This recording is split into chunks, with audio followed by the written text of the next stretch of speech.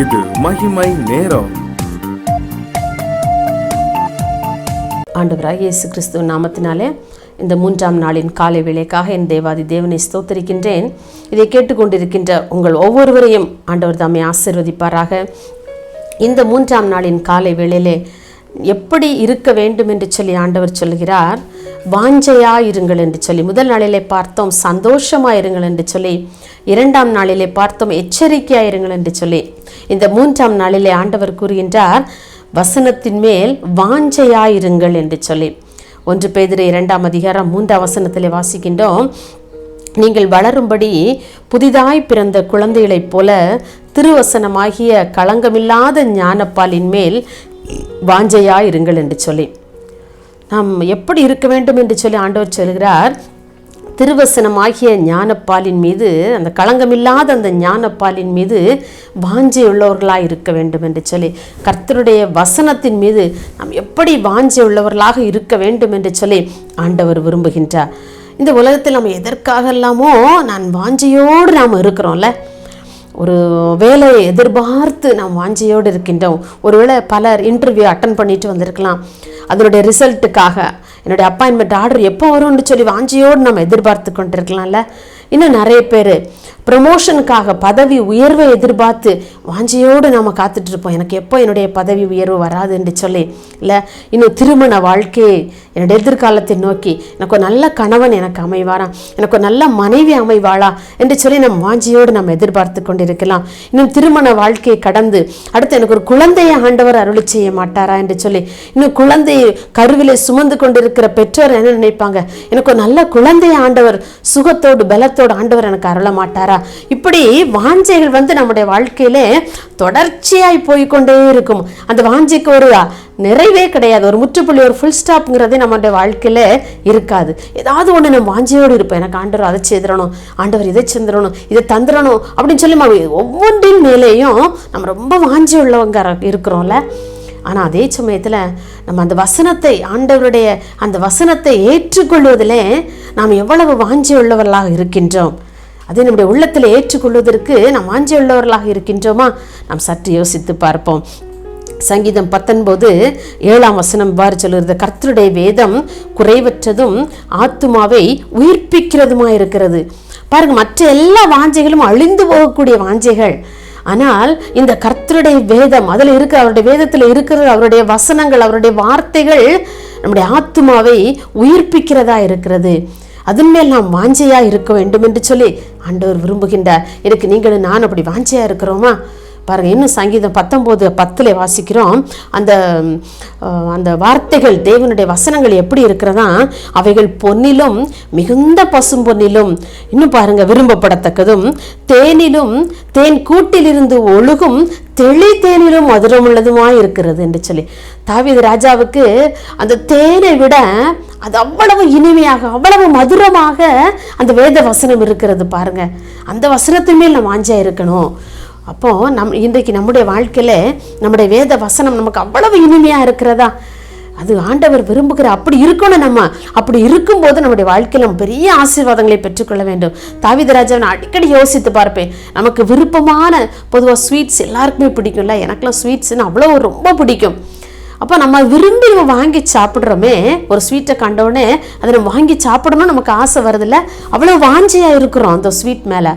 அதை விட தாவீது ராஜாவுக்கு பாருங்க, அந்த வேத வசனம் அவருக்கு அவ்வளவு இனிமையாக இருக்கிறது. தேனிலும் தேன் கூட்டிலிருந்து ஒழுகும் தெளி தேனிலும் மதுரம் உள்ளதா இருக்கு என்று சொல்றாரு. இன்றைக்கு உங்களுடைய வாழ்க்கையில, என்னுடைய வாழ்க்கையிலும் அவ்வளவு நம்மளுடைய ஒரு இனிமையான ஒரு அனுபவத்தை ஆண்டவர் நமக்கு கொடுத்திருக்கிறாரா? நாம் அப்படி வாஞ்சையோடு இருக்கிறோமா? நம்ம யோசித்து பார்ப்போம். வேத வசனங்களை நாம் ஆராய்ந்து பார்க்க வேண்டும். அவைகளால் நமக்கு நித்திய ஜீவன் உண்டு என்று சொல்லி நம்ம யோவானிலே வாசிக்கிறோமே. ஆம் அருமையானவர்களே, நமக்கு அந்த வசனத்தின் மேல், அந்த ஞான பாலாகிய அந்த திருவசனத்தின் மீது நாம் வாஞ்சி உள்ளவர்களாக இருக்கும் பொழுது ஆண்டவர் நிச்சயமாகவே நம்முடைய வாழ்க்கையிலே பெரிய அற்புதங்களையும் பெரிய அதிசயங்களையும் நமக்கு செய்வார் என்பதிலே சந்தோஷமே இல்லை. எனக்கு அன்பான வாலிப சகோதரனே, சகோதரியே, இன்றைக்கு உன்னுடைய வாழ்க்கையிலே இந்த வேத வசனங்கள் இனிமையானதாக இருக்கிறதா?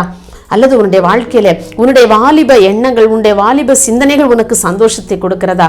அது எல்லாம் ஒரு நாளில் அழிந்து போகும். நானும் வாலிப வயதை கடந்த ஒரு மகள் தான் இல்லையா? என்னுடைய வாழ்க்கையில் அனுபவித்திராத அநேக சந்தோஷங்களை நான் அனுபவித்துக் கொண்டிருக்கிறேன். அருமையானவர்களே, உன்னுடைய வாலிபத்தின் எண்ணத்தின் மேலான, அதைவிட மேலான சந்தோஷங்களை நீ ஆண்டவருடைய வசனத்தின் மூலமாக நீ பெற்றுக்கொள்ள முடியும். சங்கீதம் 119:9 வாசிக்கின்றோம், வாலிபன் தன் வழியை எதனாலே சுத்தம் பண்ணுவான்? உங்களுடைய வசனத்தின்படி தன்னை காத்துக் கொள்கிறதுனால தானே. உங்களுடைய வழிகள் சுத்தமுள்ளவைகளாக, உங்களுடைய வாழ்க்கையில் பரிசுத்தமுள்ளவைகளாக, ஒரு மனம் வீசும் வாழ்க்கை வாழ வேண்டும் என்று சொல்லி எனக்கு அன்பான வாலிப சகோதரனே, சகோதரி, நீ விரும்புகிறாய் என்று சொன்னால் நீ ஆண்டவருடைய வசனத்தை, வேத வசனங்களின் மேல் அதிக வாஞ்சையுள்ளவனாயிருந்து, அதிக வாஞ்சையுள்ளவளாயிருந்து நீ அதையே உன்னுடைய தியானமாக கொண்டு நீ வாழ்வாயா என்று சொன்னால் நிச்சயமாகவே உன்னுடைய வாழ்க்கை ஒரு ஆசீர்வதிக்கப்பட்ட வாழ்க்கையாக, ஒரு உன்னதத்தின் வாழ்வாக நிச்சயமாக இருக்கும் என்பதில் எந்த விதமான சந்தேகம் இல்லை. எப்பொழுது அப்படி மாறும்? அந்த வசனத்தின் மீது நீங்களும் நானும் வாஞ்சி உள்ளவர்களாக இருக்கும் பொழுது மாத்திரமே நம்முடைய வாழ்க்கை ஒரு வளமான வாழ்க்கையாக மாறும் என்பதிலே சந்தேகமே இல்லை. அன்றைக்கு தாவீது ராஜா தன்னுடைய வாழ்க்கையிலே இந்த வசனத்தை வாசித்து வாசித்து அநேக கஷ்டங்களின் மத்தியிலும், அநேக துன்பங்களின் மத்தியிலும் தன்னுடைய ராஜ்ய பாரத்தை நிலைநிறுத்தினான் என்று சொன்னால், இந்த வேத வசனங்களுக்கு தன்னை அர்ப்பணித்து, இந்த வேத வசனங்களை வாஞ்சையோடு அதை உட்கொண்டதினாலே, அதன் பலத்தினாலே தன்னுடைய ராஜ்யத்தை மிக நேர்த்தியாக நடத்தி கொண்டு சென்றான்.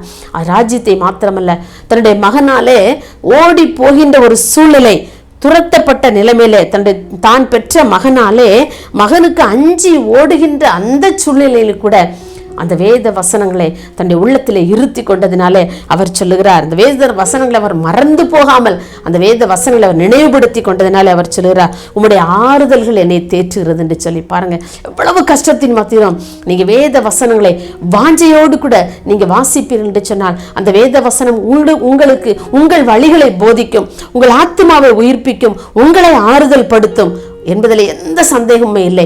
என்னுடைய வாழ்க்கையில அற்புதங்களையும் அதிசயங்களையும் ஆறுதல்களையும் தந்து வருகிறது. இப்போது வரைக்கும், இந்த நிமிடம் வரைக்கும் எனக்கு அந்த ஆறுதலை கொடுக்கிறது அந்த சத்திய வேத வசனம் தான். அதன் மீது நாம் வாஞ்சி உள்ளவர்களாக இருக்கும் பொழுது நிச்சயமாகவே எனக்கு அன்பான சகோதரனே, சகோதரியே, எனக்கு அன்பான தாயை, தகப்பனே, உங்களுடைய வாழ்க்கையிலும் ஒருவேளை நீங்கள் கவலையோடு, கஷ்டத்தோடு, பாரத்தோடு, குடும்ப சுமைகளினாலே பலவித நெருக்கங்களின் மத்தியிலே வாழ்ந்து கொண்டிருக்கின்றீர்களோ, ஆண்டவர் இன்றைக்கு உங்களுக்கு சொல்லுகிறார், வேத வசனத்தின் மீது வாஞ்சி உள்ளவர்களாய் இருங்கள் என்று சொல்லி. நீங்க அதன் மீது வாஞ்சி உள்ளவர்களாய் இருக்கும்போது, அதை நாடி தேடும் பொழுது ஆண்டவர் உங்களுடைய மற்ற எல்லா காரியங்களையும் அவர் பொறுப்பேற்று அவர் நடத்துவார் என்பதிலே சந்தேகம் இல்லை. தாவீது ராஜாவுக்கு செய்த ஆண்டவர் உங்களுக்கும் எனக்கும் செய்ய மாட்டாரா? நிச்சயமாக செய்வார். அப்படிப்பட்ட விசுவாசத்தோடு நாம் அந்த தேவ வசனமாகிய அந்த ஞான பாலின் மீதே நாம் வாஞ்சி உள்ளவர்களாக இருப்போம். அப்படிப்பட்ட நிலைமையிலே கேட்டுக்கொண்டிருக்கிற உங்கள் ஒவ்வொருவருக்கும் ஆண்டவர் சொல்லுகிறார், நீங்கள் வசனத்தின் மீது வாஞ்சி உள்ளவர்களாக இருங்க என்று சொல்லி அப்படிப்பட்ட கிருபைகளை தருவதற்கு நாம் ஒரு நிமிடம் ஜெபிப்போமா? மகா இரக்கமும் கிருபை நிறைந்த அன்புள்ள இயேசுவே, இந்த அருமையான இந்த 3ஆம் நாளின் காலை வேளைக்காக உம்மை நாங்கள் நன்றியோடு துதிக்கிறோம். அப்பா, உம்மை நாங்கள் ஸ்தோத்திரிக்கிறோம். ஒருவேளை பலவிதமான சோதனைகளின் மத்தியிலே, வேதனைகளின் மத்தியிலே, பாரங்களின் மத்தியிலே கலங்கின ஆண்டவரே இதயத்தோடு, ஆண்டவரே துக்கம் நிறைந்த இதயத்தோடு, பாரமான இதயத்தோடு இதை கேட்டுக்கொண்டிருக்கிற அநேகர் உண்டு சாமி. கர்த்தர் தாமே ஒவ்வொரு பிள்ளைகளுக்கும் ஐயா ஆண்டவரே உம்முடைய வேத வசனத்தினுடைய மகத்துவங்களை அவர்கள் புரிந்து கொள்ளும்படியான கிருபைகளை கொடுங்க ஆண்டவரே. அப்போ வாலிப சகோதரனுக்கும் சகோதரிக்கும் ஐயா உம்முடைய தெய்வீக வார்த்தை உம்முடைய பிள்ளைகள் இருதயத்தின் ஊடாக கடந்து போக கர்த்தர் உதவி செய்யும்படியா ஜெபிக்கிறோம். அவருடைய வாழ்க்கை முழுவதும் பரிசுத்தமாய் மாற்றும்படியா ஜெபிக்கிறோம் ஆண்டவரே. கர்த்தர் அப்படியே நீங்க செய்கிறதற்காக உமக்கு நாங்கள் நன்றி செலுத்துகிறோம். துன்பத்திலும் துயரத்திலும் கலங்கி நிற்கிற பெரியோர்களை, பெற்றோர்களை கர்த்தர் நீங்க அவர்களை பலப்படுத்தும்படியாய், ஆறுதல் படுத்தும்படியா ஜெபிக்கிறோம் ஐயா. தாவீதை ஆறுதல் படுத்தின வசனங்கள் உம்முடைய பிள்ளைகளையும் ஆறுதல் படுத்தி ஆண்டவரே பிள்ளைகளுடைய வாழ்க்கையில் உள்ள எல்லா கவலைகள், கஷ்டங்கள், கண்ணீர்கள் எல்லாம் மாறி போக கர்த்தர் உதவி செய்ய போறதற்காக உமக்கு நான் நன்றி செலுத்துறோம் ஐயா. அப்படியே நீங்க செய்ய போறதற்காக உமக்கு நாங்கள் நன்றி செலுத்துறோம். பிள்ளைகளை நீ கரம் பிடித்து தூக்கி நிறுத்துவதற்காக உமக்கு ஸ்தோத்திரம். எல்லா துதிகன மகிமை உமக்கு செலுத்துறோம். இயேசுவின் நாமத்தில் பிதாவே, ஆமேன்.